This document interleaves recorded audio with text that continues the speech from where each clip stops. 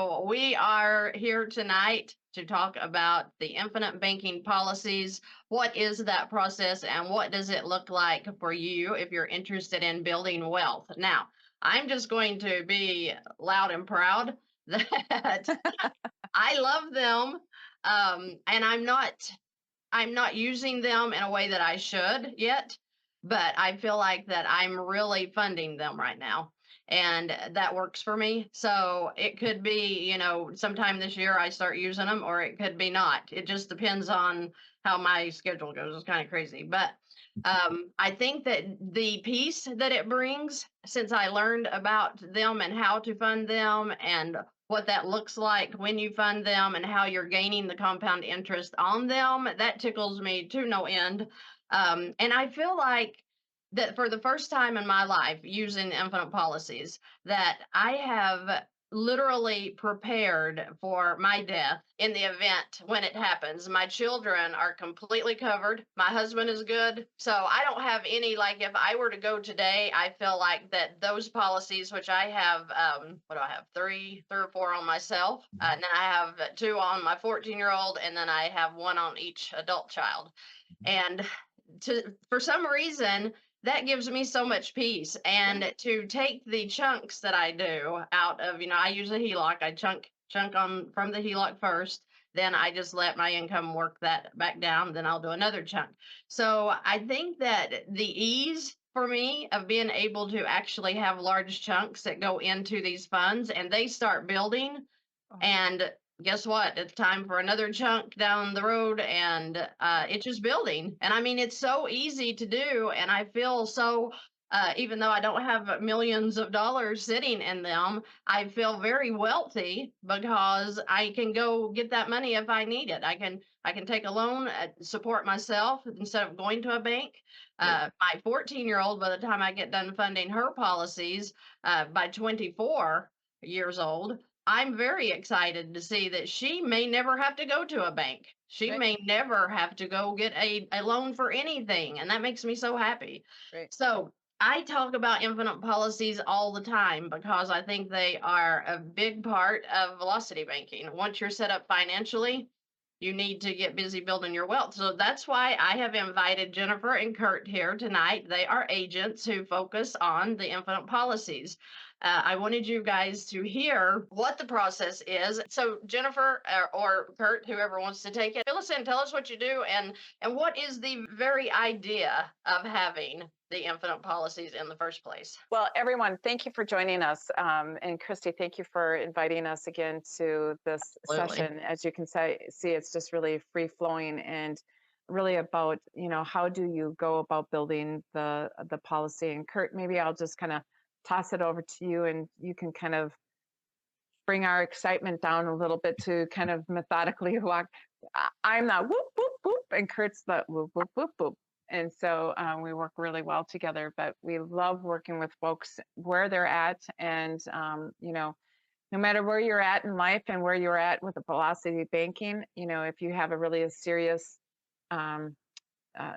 desire to kind of take control of your financial future and building a system where you aren't relying on the banks to tell you when your payments are due and how much you have to pay and that you can actually control it yourself, this is the place to be. So Kurt, I'm going to toss it over to your way. Yeah, thanks, Jennifer. And thanks again, Christy, for having us. And You're welcome. I'm glad you're here. Yeah. Well, again, so infinite banking is really just a basic concept. If you understand what's happening is we have to have a place to store our money. We're taught to store it in a bank that somebody else owns. We automatically deposit our paychecks into somebody else's bank, and we do that because that's just the way we've been taught to do it. And yet we don't really get very many benefits for storing it in someone else's bank. So we just help people understand that there's an opportunity to create your own banking system through whole life insurance that is specially designed. And specially designed just means that our goal is to minimize the cost in the policy by making the death benefit as small as we can to start, because that's where the costs are in a policy, is in the death benefit. We make the death benefit as small as we can so that the money you put in, majority of it is going to the cash value, the savings portion of the policy, so that you can begin building an amount of capital, an amount of cash that you can be able to control. Now, what's really unique about infinite banking is that once we put money in the life insurance policy, we actually never plan on touching it again. What we do instead is we have a guarantee, a contractual guarantee with the insurance company that if we want to use the insurance company's money, we can anytime we want. They cannot turn us down, but we can only use their money to the amount that we've put into our policies. So if we only have $100 in our policies, then we can only use $100 of the insurance company's money. But if I have $100,000 in my policies, then I can use $100,000 of the insurance company's money. That enables my money to stay in my policies to just keep growing and compounding forever as long as I live. And then I get to use the insurance company's money to do the things I was going to do anyway. So that's really the idea, is basic concept of infinite banking. Think about all of the interest that you pay. I mean, the whole point of velocity banking is minimize interest, right? Think about all the interest we pay in our lifetime. Well, what if we could start to recapture that interest? That's really the idea, and start to take control of that. So, yep. I think with regards to that, Kurt, I think it's really interesting when we can really start calculating, what people, we use a one-page financial report to really, it's called the LEAP model, and we really kind of really hone in on your financials, and we really start looking at all of the different aspects of your financial life and where you're overlapping and what are the interests that you're paying. And to that point, Kurt, people have no idea the amount of interest that they are paying over a lifetime and giving it to somebody else versus what they could capture themselves. And it's tens of thousands, hundreds of thousands, even millions in some cases. I would say the one thing that is a thought that we don't usually think about, and that is, Nelson says in his book, Becoming Your Own Banker, which is really the foundation of this concept. Nelson Nash, who sadly passed away about 5 years ago now,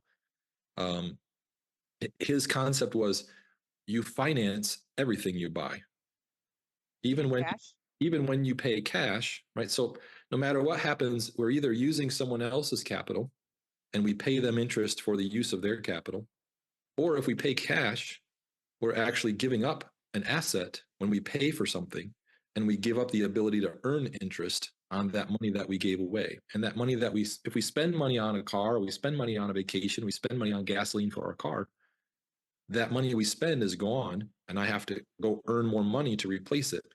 And that money that once I spend it, the potential of that money is now also gone. That fancy economic term is called opportunity cost. But it's really just the idea that, if I had $100 in my pocket and I went to the bank to go to put it in my savings account, but along the way it fell out of my pocket and I got to the bank to deposit it, and I'm like, wait a minute, I don't have that $100. I lost the $100. Well, did I only lose $100, or did I actually lose more than that? Because I lost the potential of what that $100 could have done for me. Right. So that's really the idea that when we spend it, it works the same way. And so using a life insurance policy, a whole life policy designed for banking, it gives us the ability to take those dollars and store them and then be able to reuse them over and over and over and never lose the opportunity on them. That's that's the major benefit. I unless Christy, are there any questions that are popping up yet? I have 50,000 in my head. I'm sorry. That's great. No, I just love them, and like I said, when you talk, of course, I have these. I'm like, I wonder what they think about, because when you said that it's a place to store money, that's exactly the way I feel about it. And I think it's because it's the compound interest idea that you're not talking about, just putting money somewhere like you do in a typical savings account where you're drawing 0.045% or whatever they will allow. No money whatsoever. I got so tickled because on my own checking, I was in playing with it yesterday, doing some things, and I looked at the savings rate of my bank, and I think it was 0.015 something. And I laughed because I have zero in my savings account. Everything that I get, I move into the infinite policies. And if I need more room, I'll start another policy, because I would rather have those policies holding that money for me so that I can use it when I need to.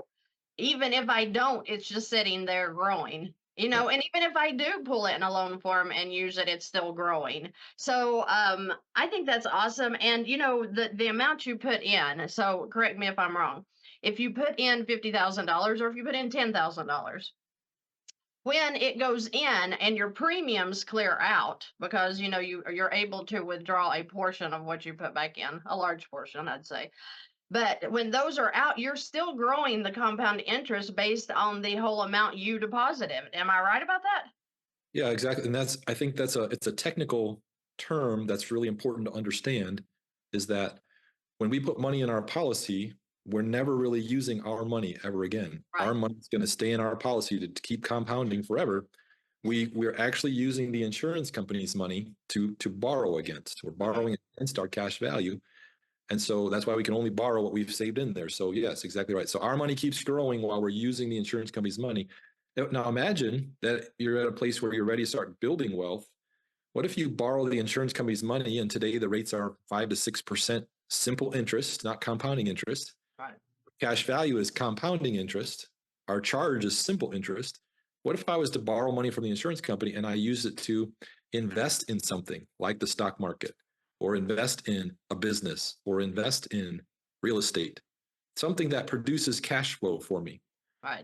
I could literally let that cash flow pay the insurance company back.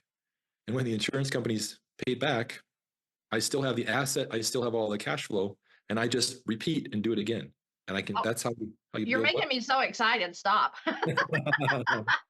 My husband told me, I think was it yesterday? He said something about, you know, like you enjoy talking about finances. And I'm like, I don't enjoy talking. What? I don't enjoy talking about money. But I really do, because it's so interesting to me how I went from stone cold broke to learning how to handle my money, learning that the banks, you know, they have ways for you to work with them, and then to learn that I can fund my future, fund my children, death benefits, and everything. And I don't have to do anything but use the line of credit that the bank gives me to fund these things. I love that. I'm sorry. When that hit me that day, and it actually came to the Lord, from the Lord to my brain, because I was like, well, why don't I take my money and go ahead and start a policy, have it funded up front, it's growing, and then I'm letting my income pay this back, you know. And when that hit me, I was like, oh yeah, it's on, because it was like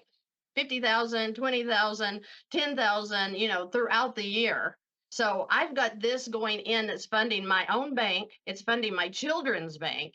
And for some reason, that just gives me chilly bumps, because I'm like, oh my gosh, who would have ever thought that I could have had money stored up like that, growing? Christy, Never I think, ever occurred to me. yeah, I think you're saying something that's so important that I think that people have to, who are listening, really have to have a mind shift. And that is, you have to go from the mindset of, oh, I owe the bank this and I have to write out checks and I'm at the mercy of somebody, Hmm. versus you are saying, I'm I'm taking the mindset of a banker. I'm switching my thought process and I'm utilizing all the different assets are that are to me, and I'm going to leverage those for me. Hmm. And that is a very difficult mindset, because we have been raised to think, the banks and everybody, they're important people and they're the ones that are running, and Right. they are. But Right. once you have that epiphany that I can be in control, I need to Hmm. have that banker mindset and I have to think differently. And Kurt, I have to say, has been very patient with me, because he has encouraged me to think, we do things differently, Jennifer. And I'm like, I know, but I don't want to be an oddball. But yet now I'm embracing being the oddball, because we have to think Oh differently yeah, if we want to be successful. I'm And so, excited. yeah, it really is. So if I would really encourage people to start thinking, what are my old mindsets and what are my new Hmm. mindsets, and how should I be thinking about a banker? Kurt, you said something in a meeting the other day of, the banks, they love loans. Yes. We hate loans. Right. Hmm. Bank love loans. So Hmm. Right. Well, yeah. The difference is, the reason we don't like loans is because we're the one who has to pay, right? We're the depositor. So Nelson Nash talks about the four characters in the play. And the problem is we don't even know that there's a play going on.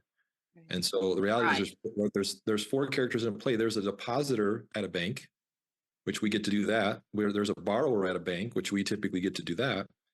But there's a banker. A banker gets to make the choices on who gets to borrow and how that works. And then there's a bank owner. And the reality is that when we use typical banks, we get to be the depositor and we get to be the borrower, but we don't get to be the banker. We don't get to decide the terms of our loan or when we'll pay them back. Certainly not the bank owner, who gets to share in all the benefits and the ownership and the dividends and the profits of being the bank owner.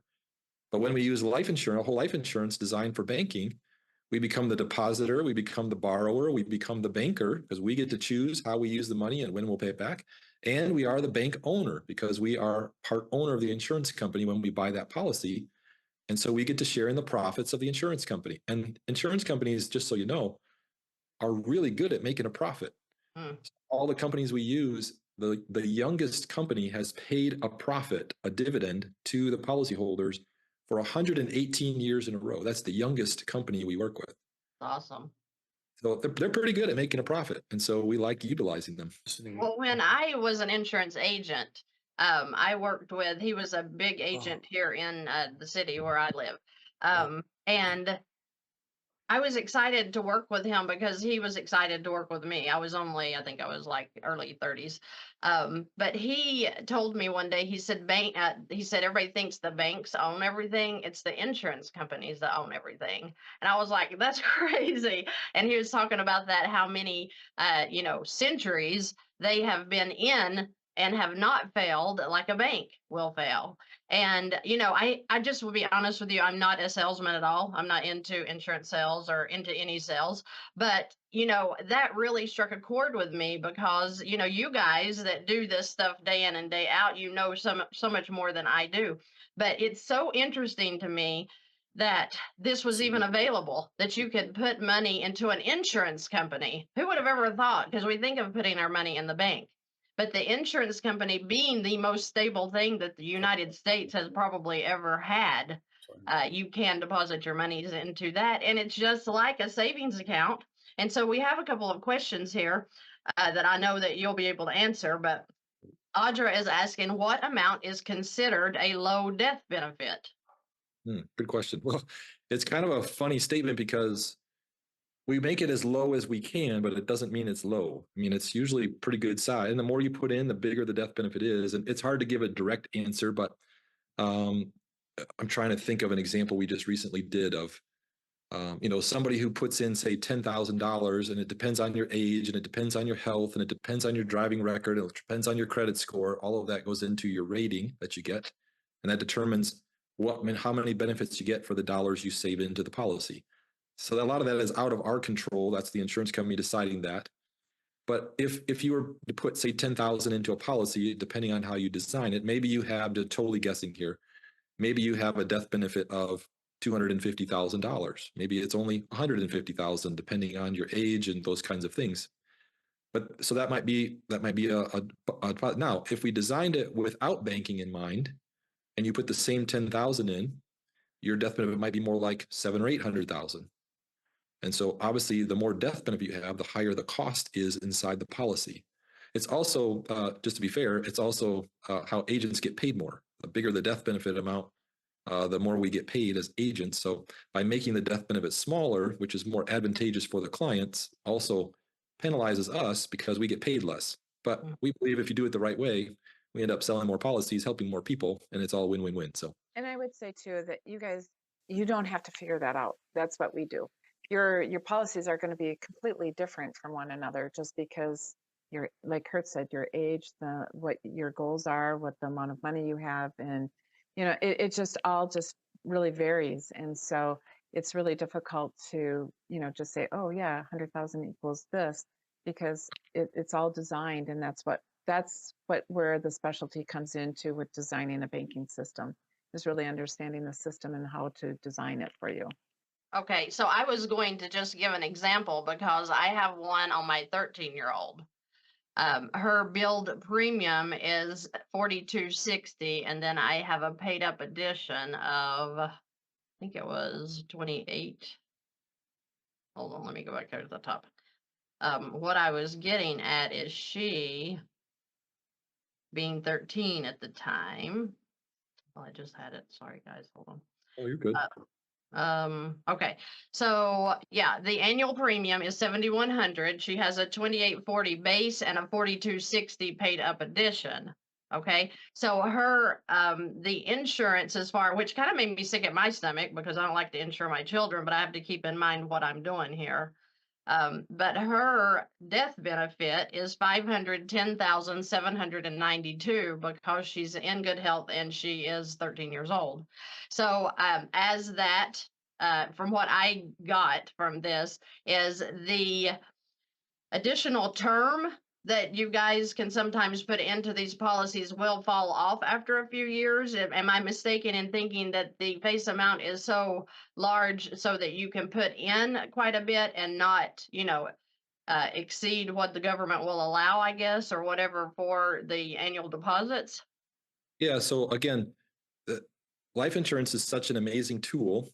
It's literally doing all of those things we're talking about with no taxes happening. Mhm. So I see Anid has asked the question, do you pay tax on withdrawals? There's no taxes on the growth of the policy. There's no taxes on withdrawals. There's no taxes on, on any of the use. There's no taxes on the death benefit when it's paid out. So it's an amazing tool that's kind of a tax-free. If it's structured and used correctly, you can have no taxes. But Chrissy, your question, when we design a policy, the IRS, because there's no taxes, the IRS got involved back in the 80s. Mm-hmm. Created a couple laws. They called it the Tamara and the Deaf back in 1980, 86 and 88. Bless you. And what they did is they said, well, people were coming along and saying interest rates were really high back in the 80s, like 10, 12, 15% interest. So insurance companies were paying high interest rates. So somebody would come along and say, well, I'm going to put $1 million into a life insurance policy and I'm going to earn 10% interest on this account. I'm going to make $100,000 and I'm going to pay no tax on that. And the IRS said, whoa, whoa, whoa, whoa, whoa. And so they created some rules. And so now they have some guidelines. We, simply call them like the corridor laws, that the death benefit that you have and the cash value that you have. So I can make this right. There we go. There's this corridor that you have to stay in. So if the cash value gets too big, you got to make the death benefit bigger. And we do that with a temporary term policy for a period of time so that we keep the gap, the corridor big enough so that the IRS doesn't say, hey, that's not life insurance, that's an investment. And then you lose all of the tax benefits and we don't want to do that. So, yeah. Okay. Okay, so let's go to another question here. Somebody asked, do you have to deposit a set amount every month? Yeah, another good question. So when you think about designing a banking policy, there's really kind of three parts to it. There's three amounts you can put in. The first amount we call the required premium. It's going to the base insurance policy. And that's a number that you choose that you can put in, and that number is going to be required for quite a while. Now, it could be that quite a while could be, that's very nebulous term. It could be for 5 years, it could be for 7 years, it could be for 90 years. Mm-hmm. We encourage people to pay their policies for as long as they possibly can. We'll get into that a little later. But there's a required amount that you choose that you're going to pay all the time. That could be monthly, quarterly, or annually. Then there's also a flexible amount. That's what goes into the paid up additions rider. Again, when you put money in that portion, you're buying a paid up life insurance policy. So paid up means you don't have to pay ever for it again. You just pay for it once, it's paid up. So then that's why you're not required to put more money in that portion. There's a required portion, there's a paid up addition portion. And then in the first 12 months of a policy, they'll allow you to put in either like a lump sum if you've got some savings sitting on the side, or some kind of investment that you want to cash in. You can put a lump sum in, or you can put it in chunks over that first 12 months. And this kind of gives your policy a head start. Mm-hmm. But you can only do it that first year. You can't do that again in year 4, 5, or 6. So that's kind of the ways you can design the policy. Okay, So, that makes sense. So how long do you have to wait before you can take a withdrawal or a loan off of your money? How long, like if I put it in today, how long would I wait?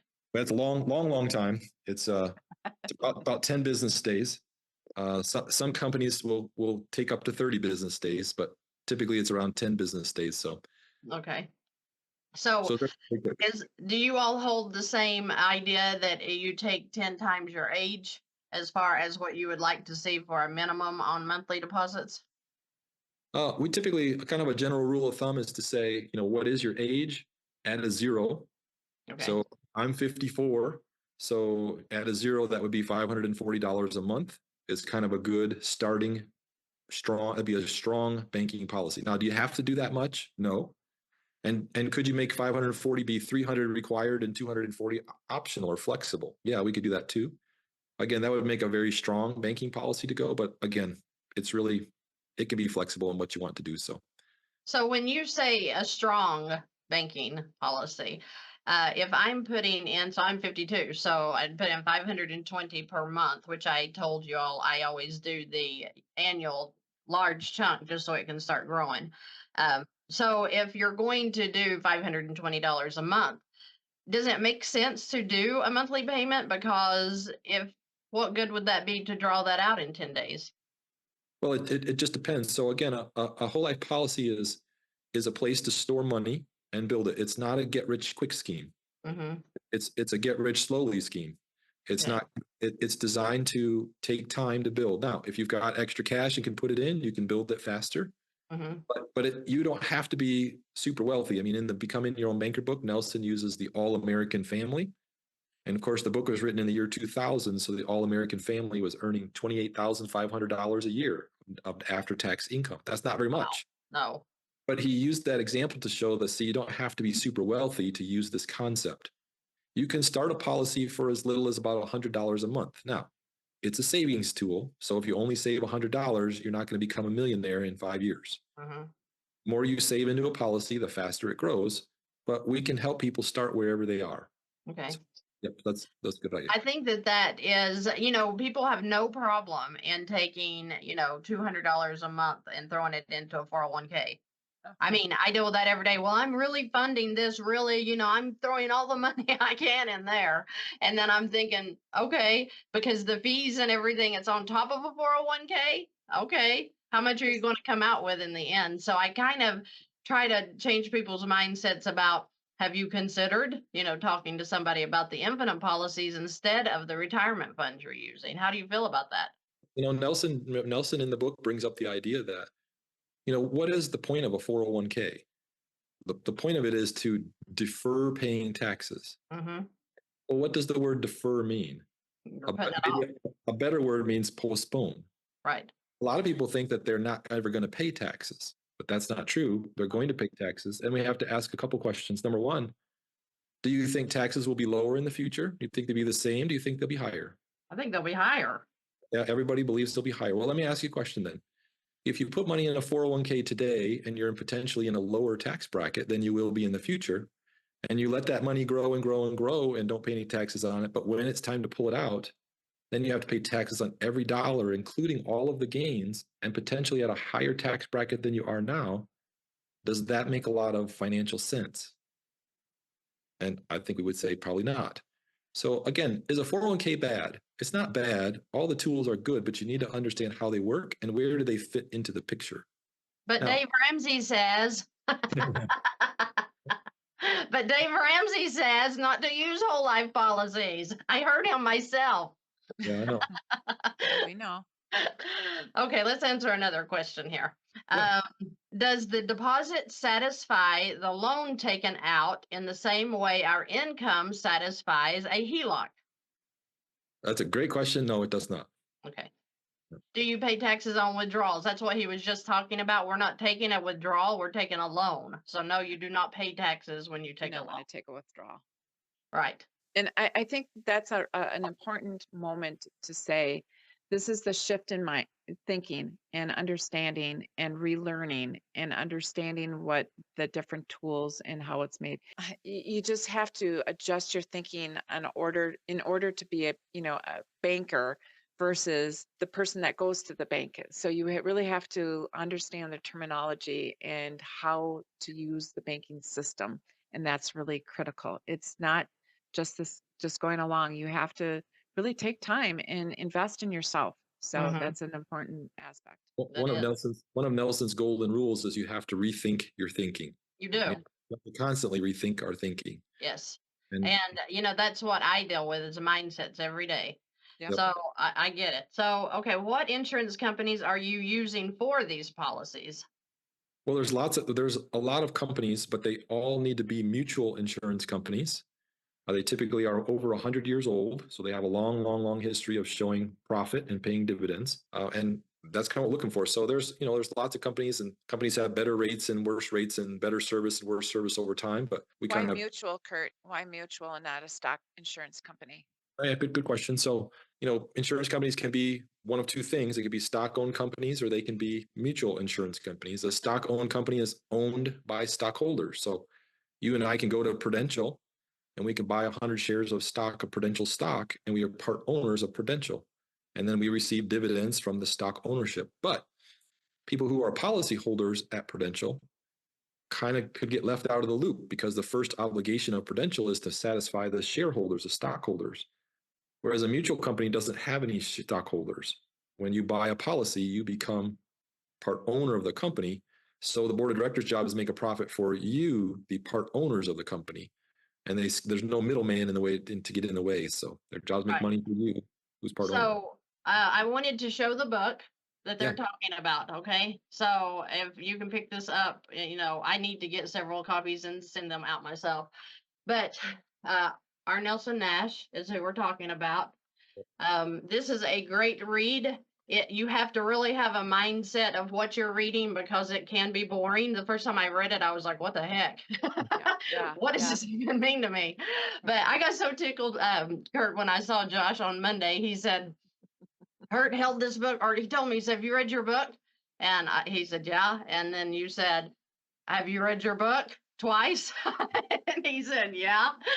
And so you started asking him questions about the book, and he said he had a basic, general idea about it.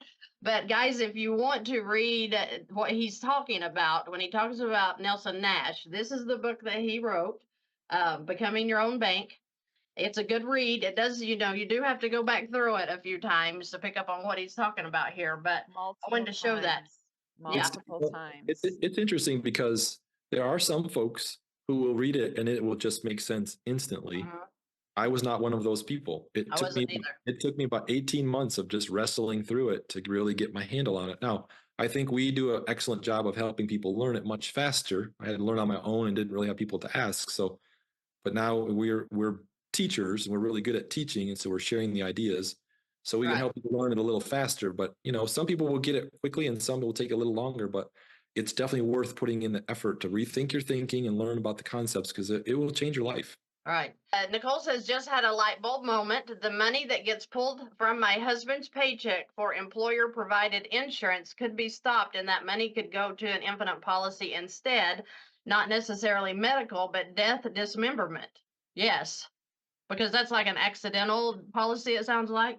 Right. Yeah, accidental death and dismemberment is a policy. They're very, very, very, very inexpensive to buy. That's because the chance of using them is so small. Yeah. It's pure profit to the insurance company. So yeah, those dollars we typically would use into a regular whole life policy that pays no matter how you pass away. Right. Right. It's not accidentally, which is what accidental death and dismemberment is, which you have to prove, which is very Right. difficult to do. Whole life pays when you pass away, whether it's accidentally or whether it was some other way, it just pays. So that's what Yeah. I can't thank you enough for taking this late night to Yeah. do all of this for me. You don't have to come on here and do this. And if anybody that is listening is interested in talking more to them about your own personal policy, please, let me know. I'll introduce you through email and you'll have their email. They can get in touch with you, put you on the schedule or whatever. You all don't have a YouTube channel, do you? We are getting one started. We actually have one that's getting in process. So okay, Kurt and Jennifer, thank you so much again. And I can't wait to talk to you all again because I have so many questions now. So I don't hear from you, I'm contacting you, Christy. okay, and you've got my policies, so now you know what to look at. We will. All right. Thanks, Thank you. everybody. Thank you. You all have a great night. All right. Good night, Bye-bye. everyone.